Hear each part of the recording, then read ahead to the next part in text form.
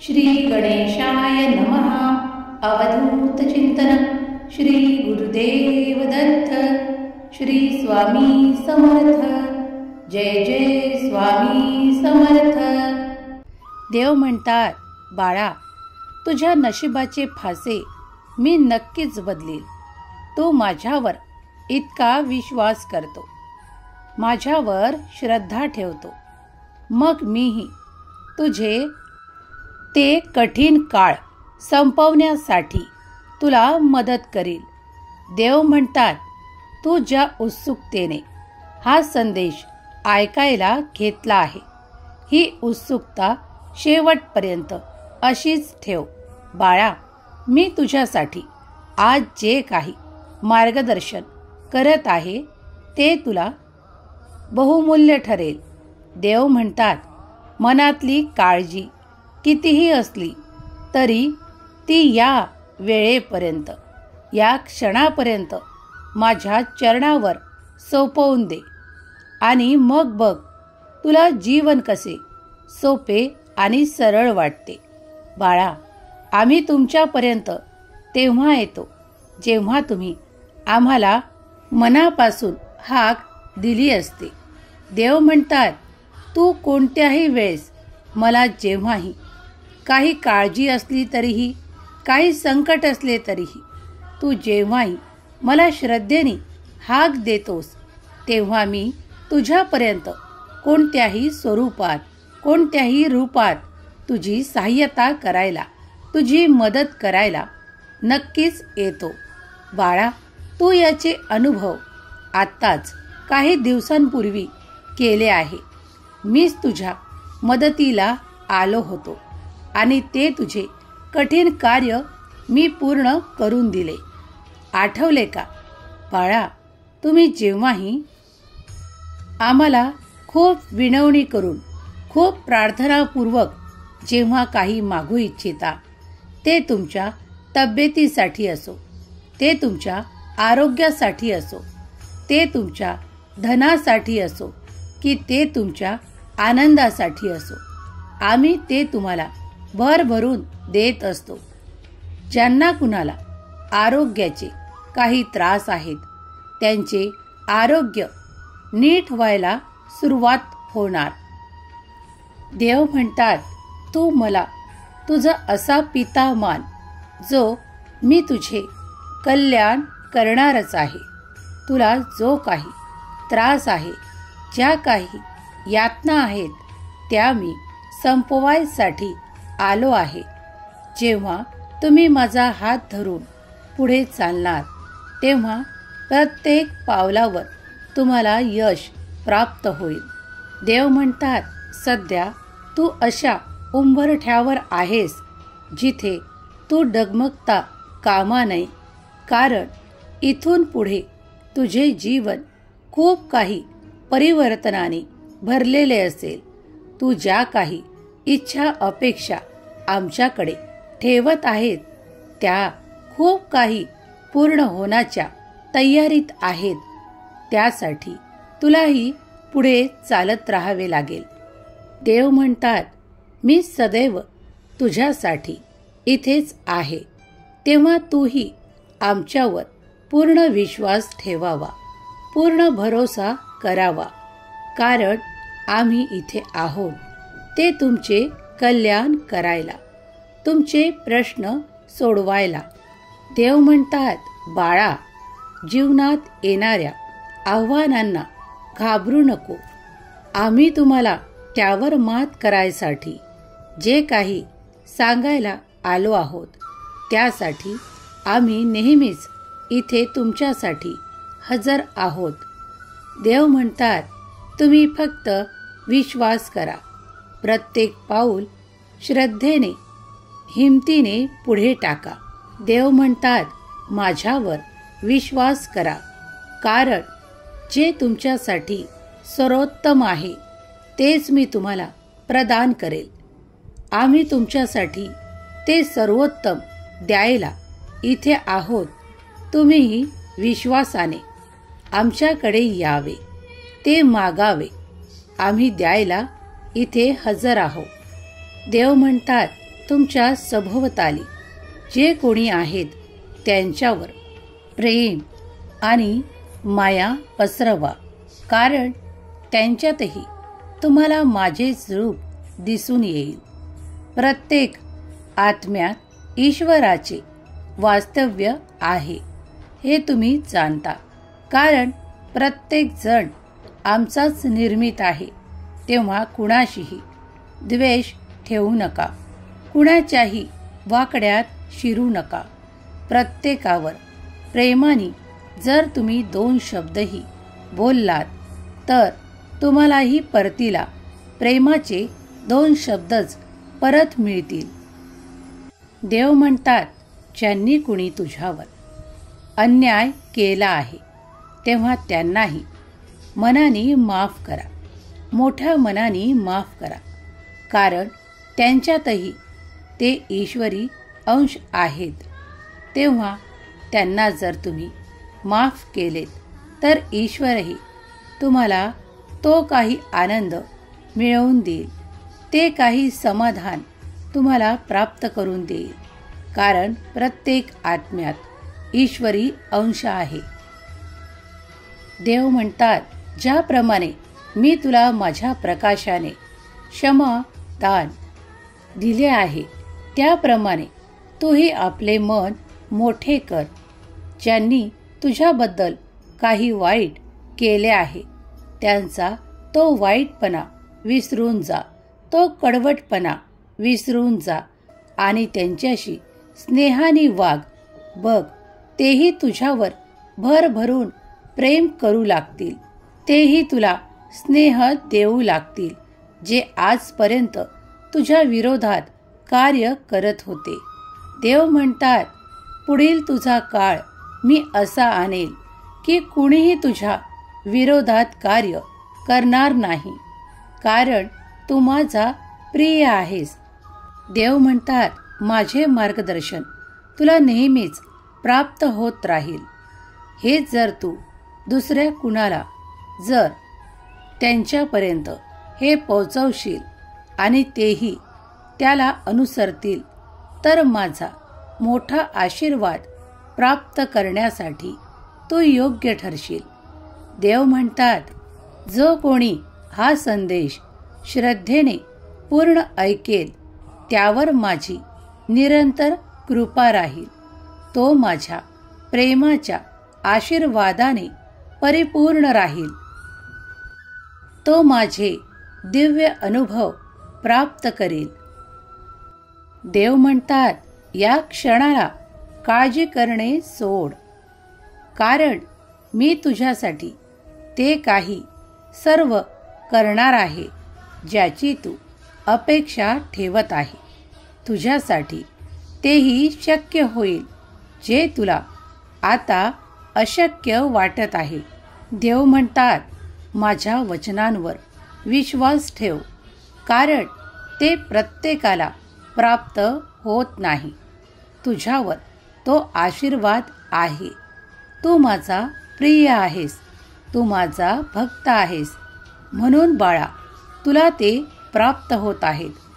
जे कोणी यावेळेस हा संदेश काळजीपूर्वक ऐकतील आणि आपल्या जीवनात त्याचा अवलंब करतील ते माझा लवकरच अनुभव प्राप्त करतील. त्यांना माझा मोठा आशीर्वाद लवकरच प्राप्त होईल. देव म्हणतात, मी आज तुझ्यासाठी घोषणा करू इच्छितो की तुझ्यासाठी ते सुखाचे द्वार उघडू इच्छितो, ज्यात तुझ्यासाठी अनेक आशीर्वाद आहेत. असे काही दिव्य आशीर्वाद आहेत की जे तुला प्राप्त होताच तुझे जीवन एक आनंदमय होईल आणि तुझ्यासाठी ते अनेक चमत्कार आहे जे तुझ्यापर्यंत आले की तुझे जीवन अगदी सहज आणि विपुलतेने परिपूर्णतेने पूर्ण होईल.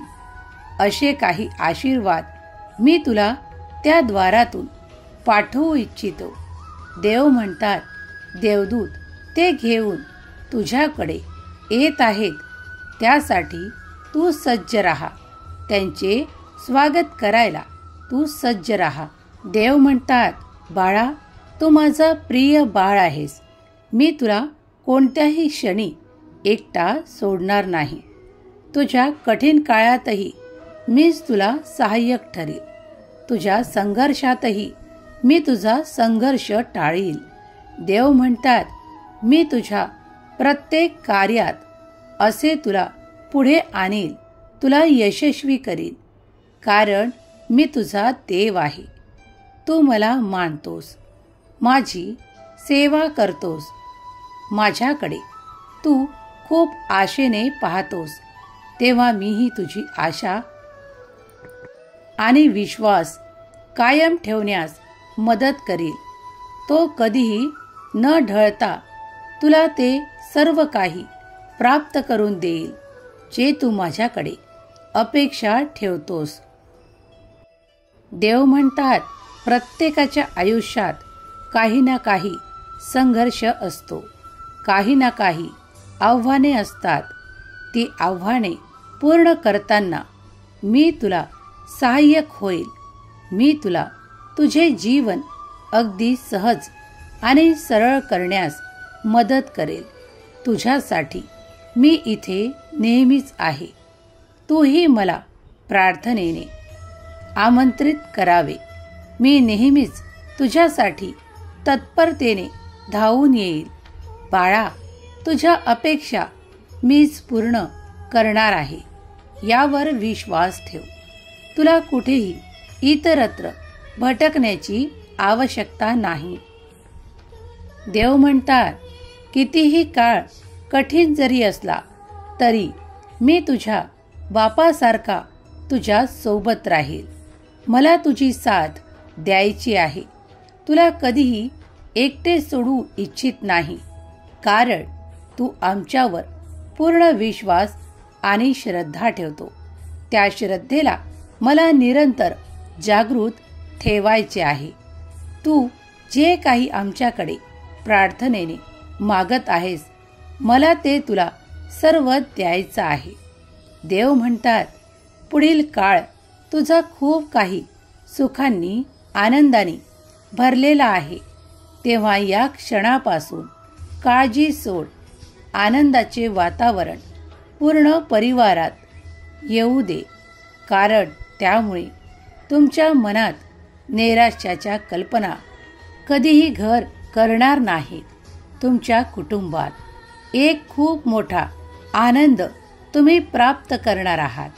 तो आनंद लवकरच तुमच्याकडे देव पाठवू इच्छितात. देव म्हणतात, अरे बाळा, असा काही आनंदाचा काळ तुझ्याकडे येत आहे. त्यात मलाही विसरू नकोस. इतका आनंद तुला प्राप्त होणार आहे. त्या आनंदात मीही तुझ्या सोबत असेल. मीही तुमच्या पूर्ण परिवारासोबत आनंदित होईल. तुझ्या आनंदात मी सामील राहील. मला तुझ्या प्रत्येक कार्यात तुला यशस्वी करायचे आहे. जेव्हा जेव्हा तुम्ही नामस्मरणाने प्रार्थनेने आमच्याकडे येता, तेव्हा आम्ही तुम्हाला ते आशीर्वाद, ते चमत्कारांच्या रूपात देऊ इच्छितो.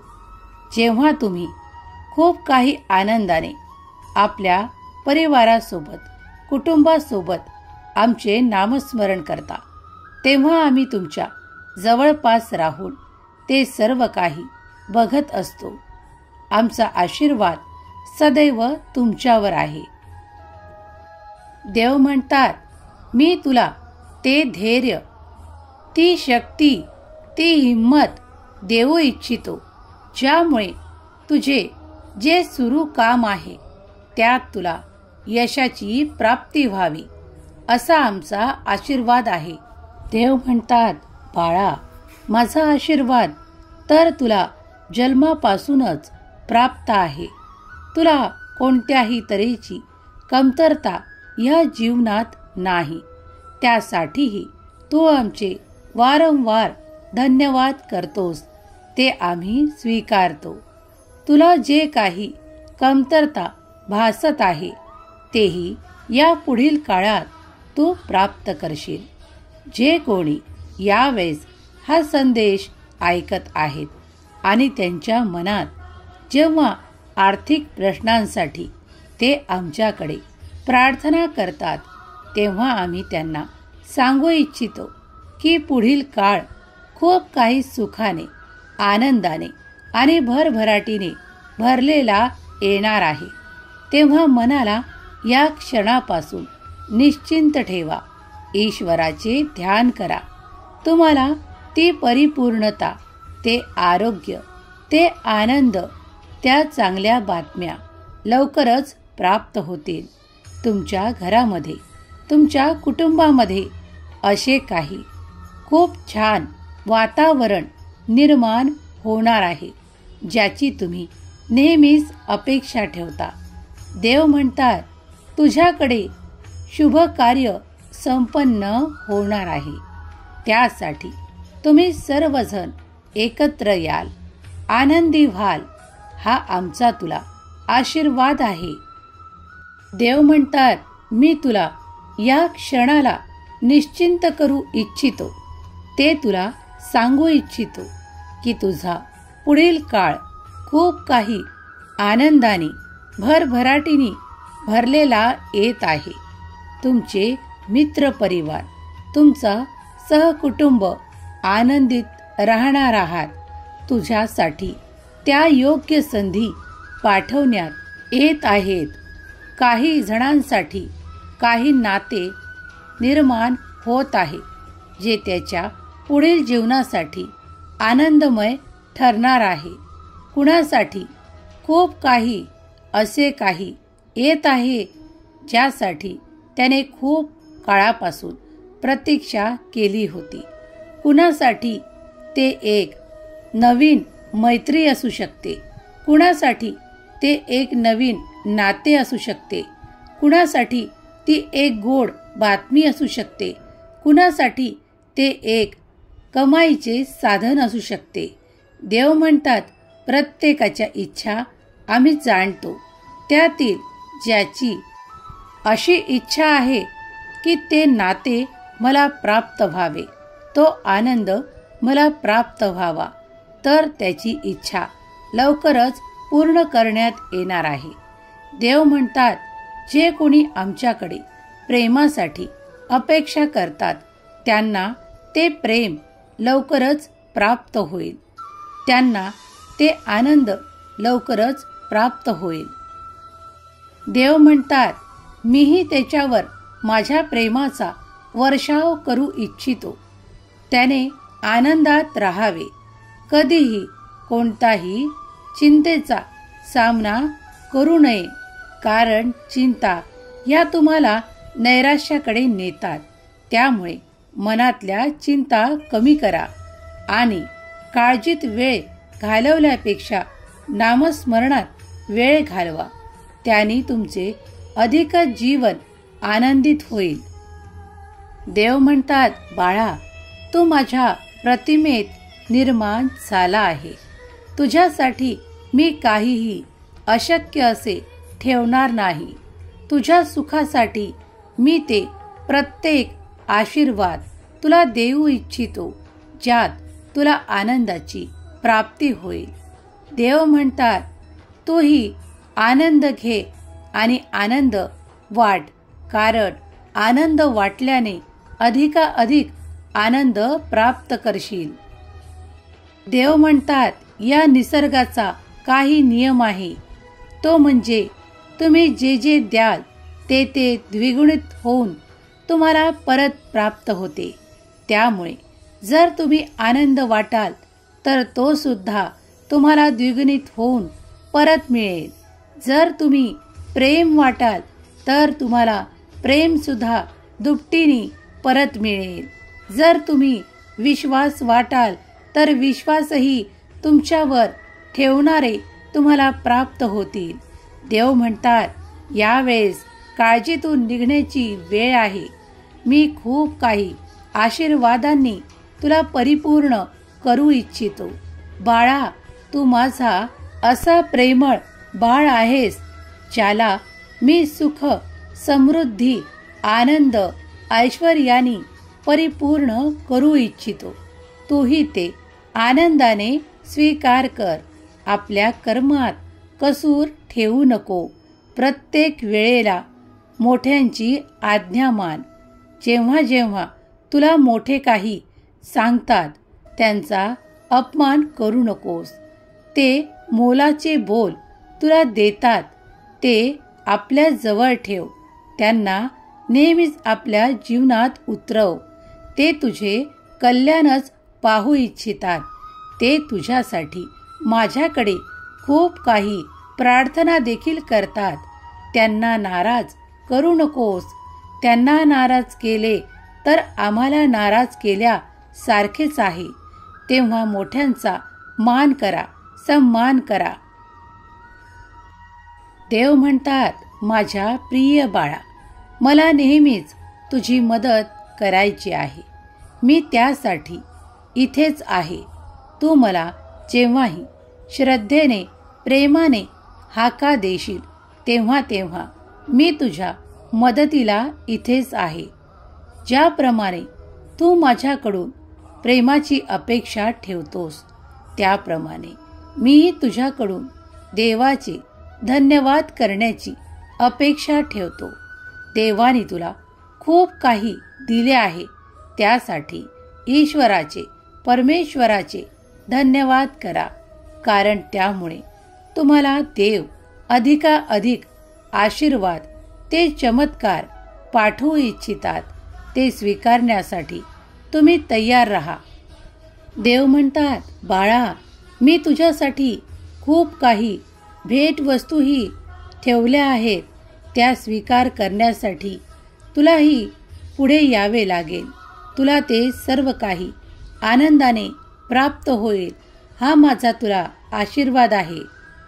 देव म्हणतात, ज्यांनी कुणी हा संदेश शेवटपर्यंत ऐकला आहे त्यांच्या जीवनामध्ये सुख, समृद्धी, आनंद, प्रगती, ऐश्वर्य सर्व काही प्राप्त होणार आहे.